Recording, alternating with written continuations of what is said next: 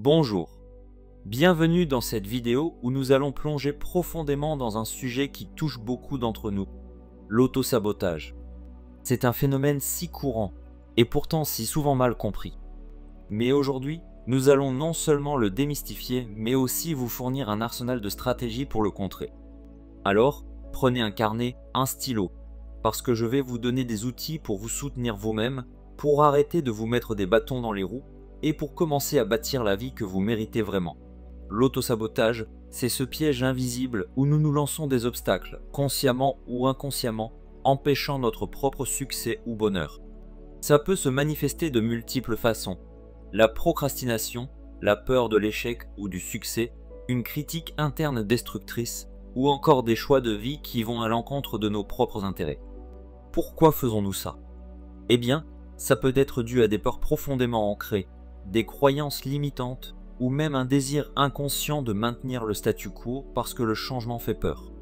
Mais aujourd'hui, nous allons explorer comment briser ce cycle. Pour commencer à vaincre l'autosabotage, il est crucial de le reconnaître. Voici quelques signes révélateurs à surveiller. 1.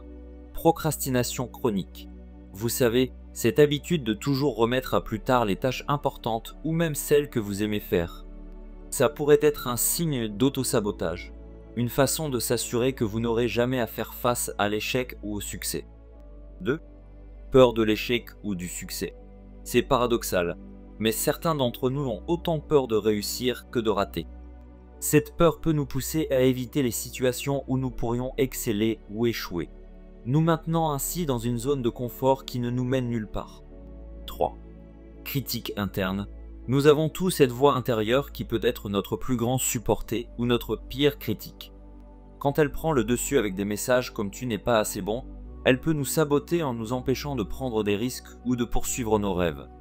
4. Comportement autodestructeur. Que ce soit par des choix de vie malsains, des relations toxiques ou l'abandon de projets avant même de les avoir bien commencés, ces comportements sont des formes claires d'autosabotage. Maintenant, comment inverser cette tendance ? Voici une série de stratégies pour vous aider à vous soutenir et à arrêter l'autosabotage. 1. Conscience de soi. La première étape est de devenir observateur de vos propres pensées et actions. Quand vous remarquez des comportements ou des pensées autodestructrices, notez-les. Le journaling peut être un outil puissant ici. Écrivez ce qui se passe, ce que vous ressentez et pourquoi vous pensez que cela se produit. Cette conscience est la clé pour briser les cycles d'autosabotage. 2. Réévaluez vos croyances. Beaucoup d'entre nous fonctionnent avec des croyances limitantes qui dictent nos actions. Prenez le temps de challenger ces croyances. Si vous pensez que je ne mérite pas de réussir, demandez-vous pourquoi vous avez cette croyance. D'où vient-elle? Est-elle basée sur des faits réels ou sur des peurs irrationnelles? Travaillez à reformuler ces croyances en des affirmations positives qui soutiennent votre croissance. 3. Fixation d'objectifs SMART. Les objectifs doivent être spécifiques, mesurables, atteignables, réalistes et temporellement définis. En définissant des objectifs clairs, vous laissez moins de place à la procrastination ou à l'autosabotage. Par exemple, au lieu de dire « je veux être en meilleure forme », dites « ferai 30 minutes de yoga 3 fois par semaine ».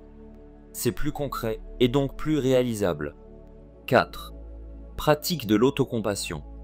Soyez aussi gentil avec vous-même que vous le seriez avec un ami. L'autosabotage est souvent accompagné d'une critique sévère envers soi-même. Apprenez à vous parler avec empathie et compréhension. Quand vous faites une erreur, au lieu de vous blâmer, reconnaissez l'erreur, apprenez-en et encouragez-vous à faire mieux la prochaine fois. 5. Environnement et soutien social. Votre environnement et les personnes qui vous entourent peuvent grandement influencer vos comportements. Si vous êtes entouré d'énergie négative ou de scepticisme, il peut être difficile de briser les cycles d'autosabotage. Cherchez à vous entourer de personnes qui vous soutiennent, vous inspirent et croient en vous. Parfois, un simple changement dans votre cercle social peut faire des merveilles. 6. Visualisation positive. Utilisez la puissance de votre esprit pour visualiser le succès. Imaginez-vous réussir, sentir la satisfaction, la joie de l'accomplissement. Cela peut renforcer votre motivation et réduire la peur de l'échec, car vous avez déjà vécu ce moment de victoire dans votre tête. 7. Gestion du stress. L'autosabotage peut souvent être une réponse à un stress excessif ou à l'anxiété. Apprenez des techniques de gestion du stress comme la méditation, le yoga ou même des activités simples comme marcher dans la nature. Une meilleure gestion du stress conduit à des décisions plus claires et moins impulsives. 8. Thérapie ou coaching. Parfois, nous avons besoin d'une aide extérieure pour comprendre les racines profondes de notre autosabotage. Un thérapeute ou un coach peut vous fournir des perspectives nouvelles, des outils spécifiques et un soutien régulier pour transformer vos schémas comportementaux. 9. Action incrémentale. Ne visez pas à changer tout du jour au lendemain. L'autosabotage est une habitude, et comme toute habitude, elle se modifie par de petits changements répétés. Faites un pas à la fois. Chaque petit succès est une victoire contre l'autosabotage. 10. Récompensez-vous. Ne sous-estimez pas le pouvoir de se récompenser pour les efforts et les petits succès.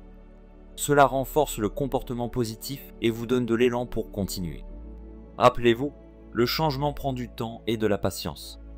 L'autosabotage est un adversaire tenace, mais vous êtes plus fort. Chaque pas vers un comportement plus sain est une victoire.